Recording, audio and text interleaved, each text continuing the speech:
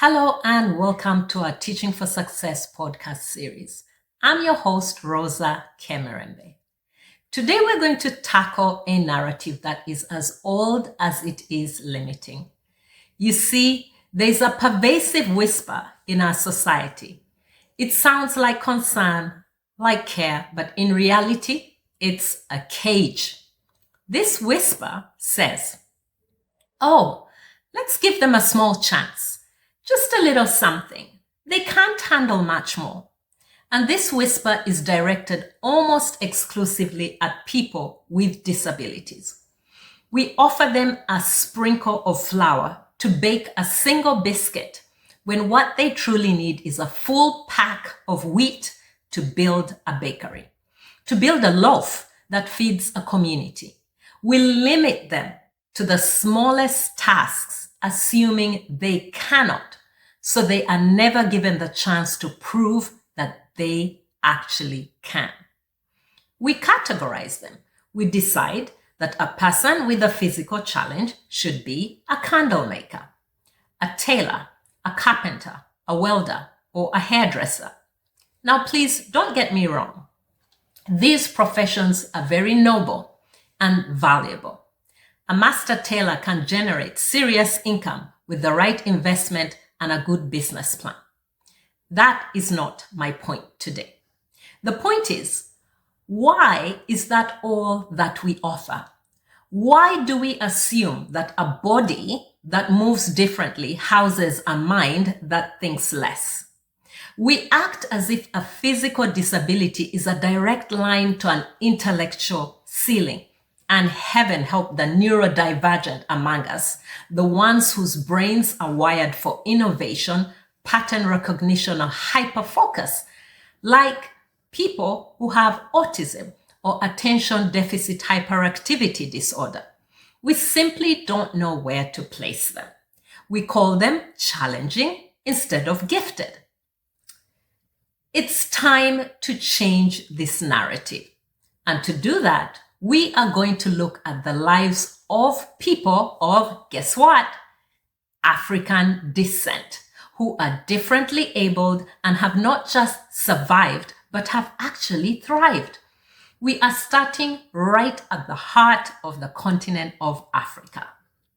So let's take this trip. Buckle your seatbelts. We are off to Ghana. Let's meet Farida Bedwei. Farida Nana Efua Bedwei was born in Lagos, Nigeria in 1979. But at the age of 9, her family settled in Ghana. Before she could even speak her first words, Farida was diagnosed with cerebral palsy. Now, for many societies in Africa and around the world, that diagnosis would have been the final chapter. Closed doors. The end of the story before it has even begun. Cerebral palsy is a neurological disorder that affects body movement and muscle coordination, often leading people to assume a lack of cognitive ability. But here is the crucial truth.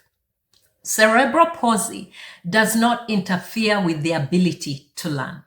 Farida's mother understood this, and because of that support, Farida did not learn to become a basket weaver or a seamstress. She learned to code. Yes, she learned to code. Today, Farida Bedwei is a renowned software engineer, a disability rights advocate, and the founder of a major financial tech company in Ghana called Logicel. Think about that.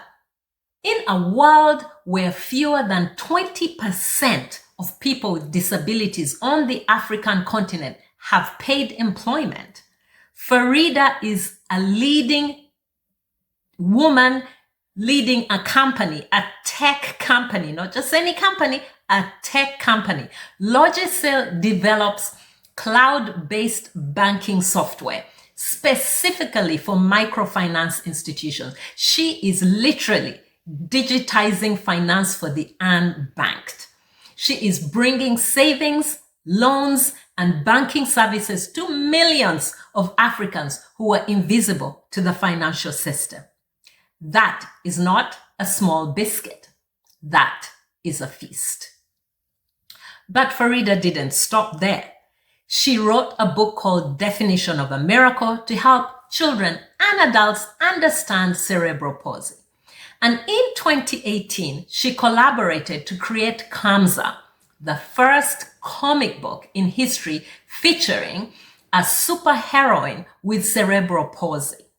Farida Bedwei is proof that when you stop looking at the chair, at the crutches, or the speech pattern, and start looking at the brain, you find genius, pure genius.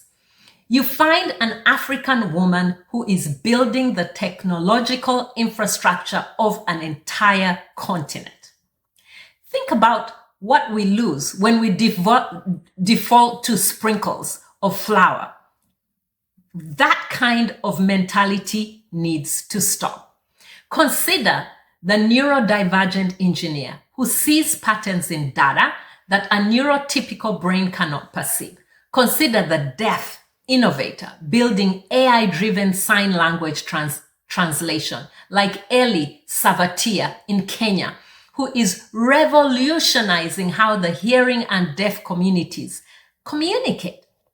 We have a moral and economic obligation to stop gatekeeping opportunity based on physical ability. Again, we have a moral and economic obligation to stop gatekeeping opportunities based on physical ability.